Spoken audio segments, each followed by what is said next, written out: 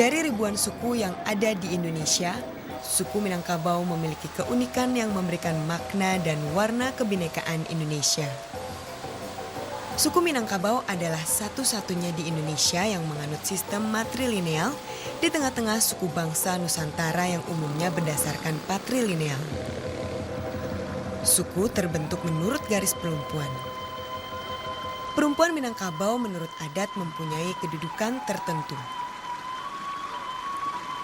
Suku Minangkabau terkenal sebagai etnik yang berpegang teguh kepada nilai-nilai agama, adat, dan budaya. Orang Minangkabau juga terkenal sebagai penganut agama Islam yang taat. Keterpaduan antara adat Minangkabau dan agama diwujudkan dalam pepatah adat Basandi Syara, Syara Basandi Kitabullah, yang kemudian menjadi dasar pengaturan pola tatanan dan perilaku sosial serta struktur kepemimpinan tradisional atau kepemimpinan adat di Minangkabau. Orang Minangkabau suka merantau dan bertualang ke daerah-daerah lain, namun mereka tetap dalam satu wadah hukum adat alam Minangkabau dengan falsafah alam yang dianut masyarakatnya, alur dan patut serta alam tekambang jadi guru. Sangat memberi peluang bagi tumbuh dan berkembangnya kebudayaan dan kesenian dengan pengkayaan dari unsur-unsur budaya. Menelusuri suku Minangkabau menarik. Kita akan menikmati keharmonisan perpaduan antara kekayaan budaya dan pesona alam yang amat indah.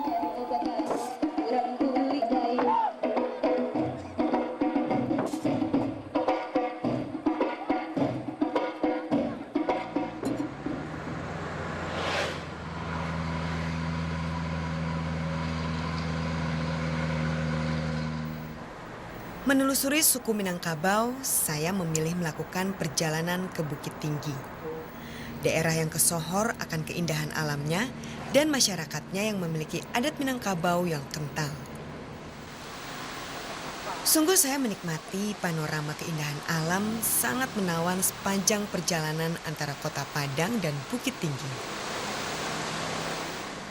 Di tengah lalu lintas kendaraan yang melaju membelah hutan berantara nan rimbun dan jalan yang berkelok, saya jatuh hati pada panorama air terjun Lembah Anai. Lokasinya tepat berada di pinggir jalan raya Trans Sumatera.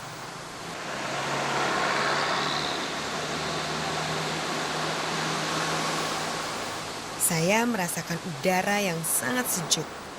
Perpaduan antara gemericik air terjun dengan sungai kecil yang mengalir di antara rimbunan hutan belantara seolah menghadirkan lukisan alam yang tidak akan pernah terlupakan.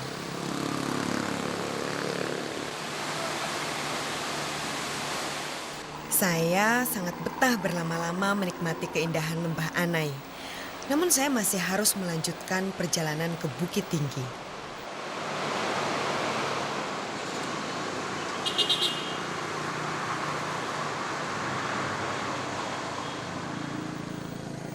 Perjalanan ke Bukit Tinggi memang terasa amat menyenangkan dengan tebaran keindahan alamnya.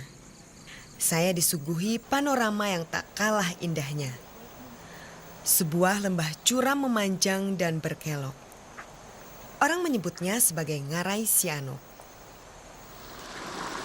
Ngarai membentang panjang dengan patahan yang membentuk dinding yang curam, bahkan tegak lurus dan membentuk lembah yang hijau.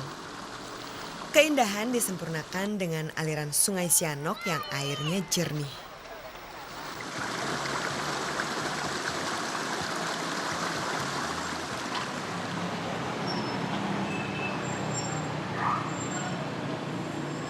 Puas menikmati keindahan Ngarai Sianok, saya mengunjungi pusat kota Bukit Tinggi.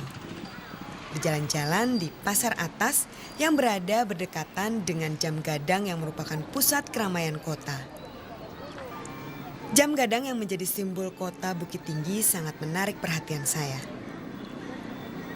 Dari jam gadang saya dapat melihat indahnya alam sekitar Bukit Tinggi yang dihiasi Gunung Merapi, Gunung Singgalang, Gunung Sago, dan Ngarai Sianok. Benar-benar tidak seperti yang saya duga sebelumnya.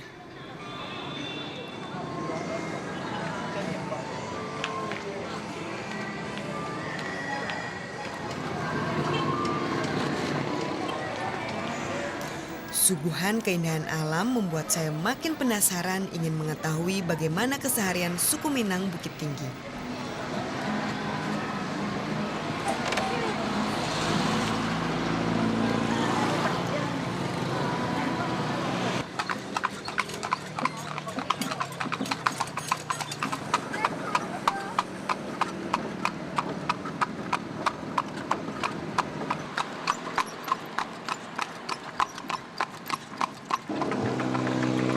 Sekarang saya pengen keliling-keliling kota Bukit Tinggi ini dengan menggunakan delman bersama dengan Bapak siapa?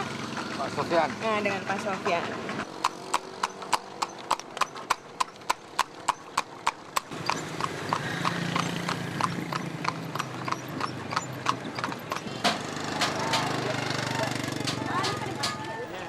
Saya pun mengunjungi pasar bawah. Biasanya kalau mengunjungi pasar, saya dapat menemui sebagian ciri khas suku yang ada. Penjual kue tradisional menarik perhatian saya.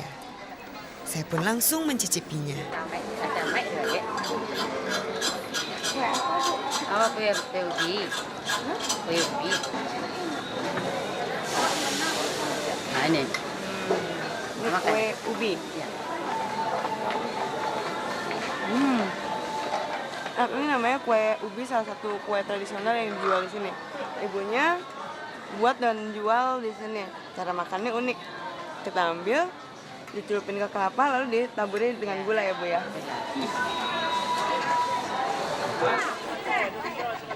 Hiruk pikuk pasar menambah semangat saya berkeliling.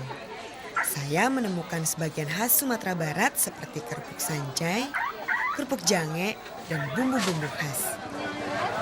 Jadi ini bumbu-bumbu yang udah digiling untuk bahan-bahan rendang ataupun masakan-masakan Padang lainnya.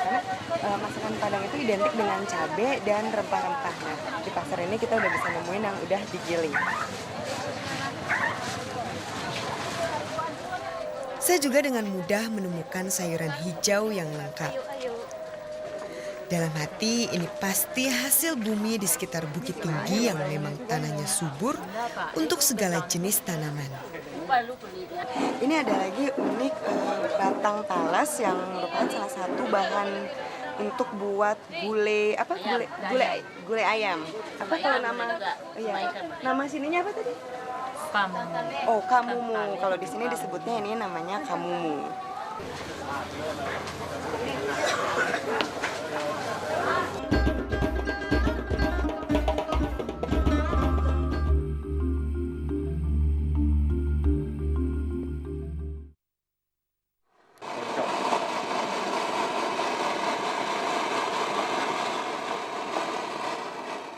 Ini pakarnya untuk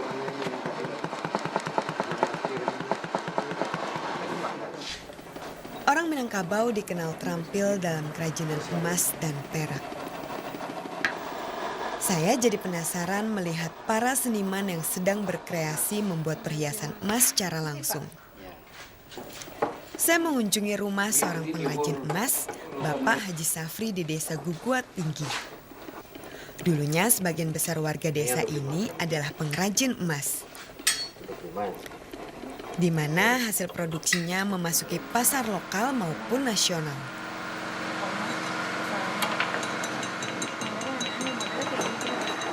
Beragam jenis kreasi dan variasi perhiasan baik cincin, gelang, kalung, anting-anting, dan bros serta jenis perhiasan lainnya diproduksi di desa ini. Saya kagum melihat seorang pengrajin, Pak Zulkifli, yang sedang membuat gelang emas.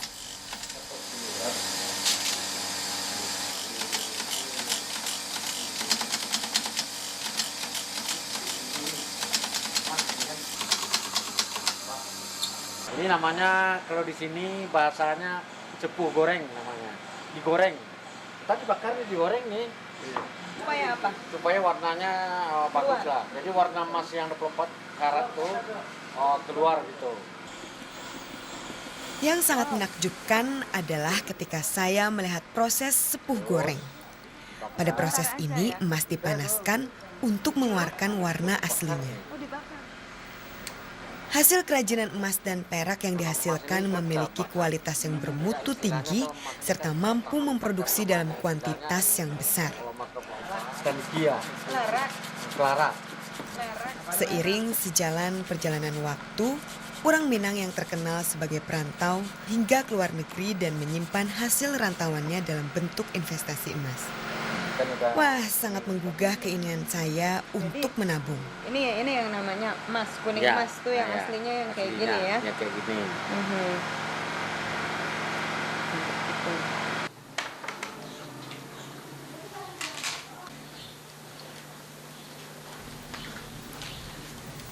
Unsur emas sepertinya tidak dapat terpisahkan dari urang Minang. Terlihat pada kain songket hasil tenun yang mempunyai corak rumit benang emas atau perak. Saya mengunjungi desa Pandai Sike, Padang Panjang yang sudah amat terkenal akan tenun songketnya. Adat istiadat di Minangkabau memang mendorong kegiatan bertenun ini lebih jauh lagi karena pada setiap kesempatan upacara adat, kain tenun selalu wajib dipakai dan dihadirkan. Kepandaian menenun songket memang menjadi suatu keharusan bagi perempuan Minang. Konon kalau dalam satu rumah terdapat anak perempuan, maka sudah pasti ada alat tenun. Menenun songket memang membutuhkan ketelitian yang sangat tinggi. Terlebih menggunakan bahan-bahan berkualitas tinggi seperti benang emas dan sutra. Tidak heran jika harga songket sangat mahal. Motif-motif tenun Pandai Sike selalu diambil dari contoh kain-kain tua yang masih tersimpan dengan baik dan sering dipakai sebagai pakaian pada upacara adat. Misalnya sebagai tando dan juga dipajang atau digelar pada waktu batagak rumah. Iya, kita memang selera orang Malaysia. Singapura. Apa nanti? Kalau memang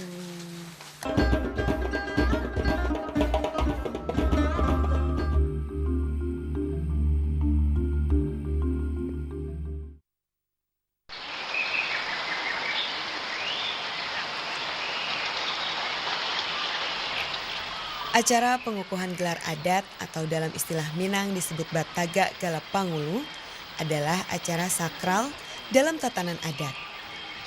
Karena merupakan puncak keberadaan seorang mama dalam kaumnya. Kali ini masyarakat adat Nagari Gugua Tabe Sarojo yang menjalankan ritual peninggalan leluhur Minangkabau. Nagari Gugua Tabe Sarojo terletak di antara Gunung Singgalang dan Gunung Merapi. Meski sebagian warganya pergi merantau ke luar pulau bahkan hingga ke luar negeri, namun mereka tetap menjalankan adat istiadat tradisi peninggalan leluhurnya.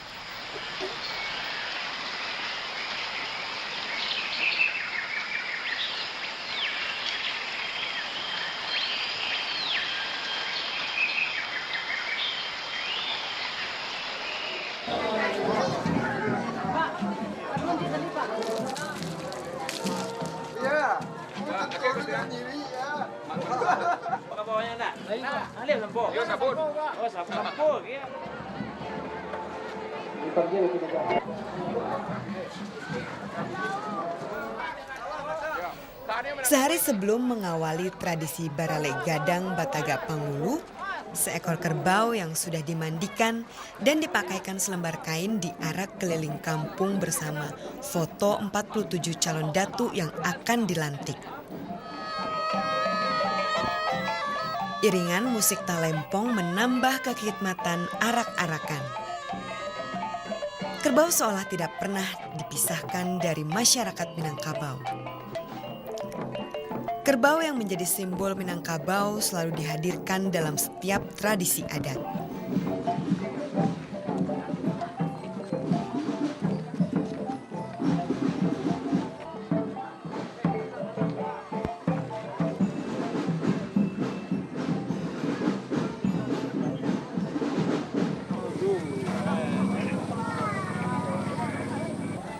Usai diarak, kemudian kerbau disembelih. Ritual ini disebut Dabieh Kabau. Daging kerbau kemudian diolah menjadi masakan, sedangkan kepala kerbau disimpan untuk lambang Patega Panghulu. Bau lah, ntar malam udah bau tuh.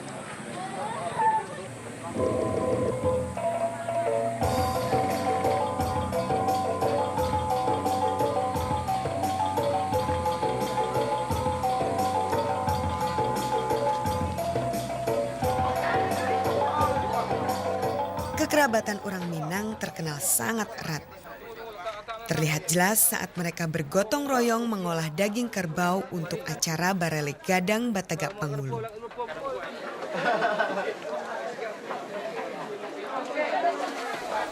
Laki-laki dan perempuan bekerja sama memasak menu spesial, yaitu anyang, gazebo, dan gulai nangka.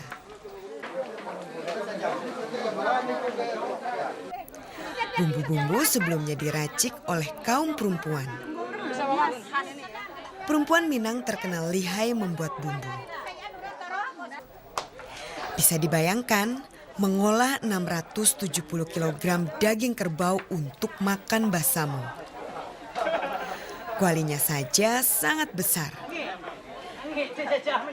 Bagaimana ya rasanya mengaduk masakan ini? Bisa dibayangin 670 kilo daging dimasak seperti ini dan semua warga bergotong royong dan bapak-bapak ini bagian ngaduk-ngaduk ini. Kuat sekali ya Pak ya? Saya juga udah capek. Panas? Iya.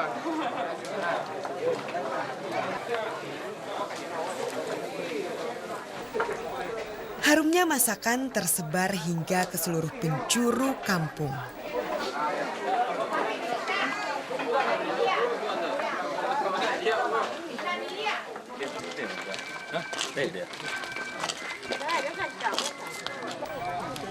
Ini dia hari yang dinanti-nanti masyarakat adat Nagari Gugua Tabe Sarojo. Upacara pelantikan Panghulu atau Datu.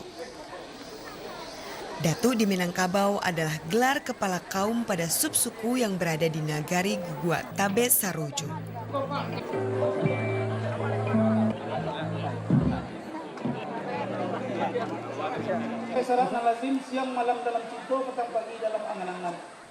Setibanya di tempat acara, lapangan Sarojo sudah dipenuhi masyarakat adat yang antusias melihat pengukuhan para datu. Bahkan mereka yang merantau di luar pulau hingga luar negeri balik kampung. Ajang ini pun dijadikan ajang silaturahmi.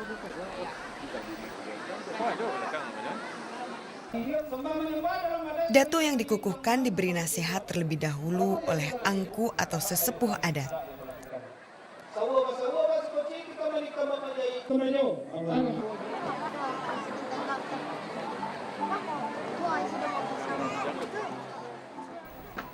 Kemudian kan memasang salwa ke kepala dan menyisipkan ke pinggang para datu. Sistem kepemimpinan Mama dan Panghulu sudah berlangsung berabad-abad di dalam nagari yang terdapat di wilayah inti Minangkabau. Prosesi ini dimaksudkan untuk membangkitkan batang tarandam adat dalam nagari. Orang Minang tahu tugas mulia seorang datu atau Panghulu yang dikenal dengan martabat yang 6, yakni menyelesaikan masalah, menjernihkan masalah, menjunjung tinggi undang-undang, memelihara anak kemenakan, dan memelihara nagari, serta memelihara adat. Masyarakat yang telah diberikan gelar datu oleh kaumnya agar dapat menjadi suluh bendang dalam nagari. Bagi lelaki Minangkabau, gelar adat adalah sebuah kemestian. Pepatah adat mereka mengatakan kete banamo, gadang bagala, atau kecil punya nama setelah dewasa diberi gelar. Datu merupakan pucuk pimpinan tertinggi di dalam kaumnya. Ia harus dapat menyelesaikan segala sengketa yang ada di tengah kaumnya. Hal itu sekaligus legitimasi dari masyarakat nagari tentang kepengluan yang diemban seseorang dalam adat. Prosesi melewakan gelar datu di Nagari Gugua Tabe Sarojo mendapat sambutan hangat. Hingga orang mau berdesak-desakan untuk menyaksikan pengukuhan datu di kaum mereka. Apalagi tradisi ini massal dan baru diadakan kembali setelah sekian lama. Hingga dinantuo pidato pulang kanan pandai. Diantikan burin lagi. Gaduang Cino petak bapeta. Alif jawab tando rafa. Sukun jahaza tando mati.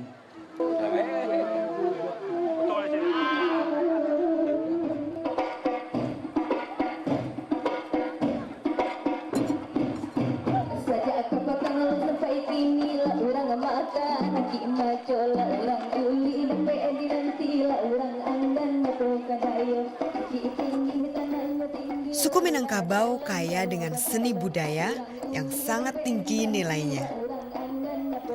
Tari ranta turut meramaikan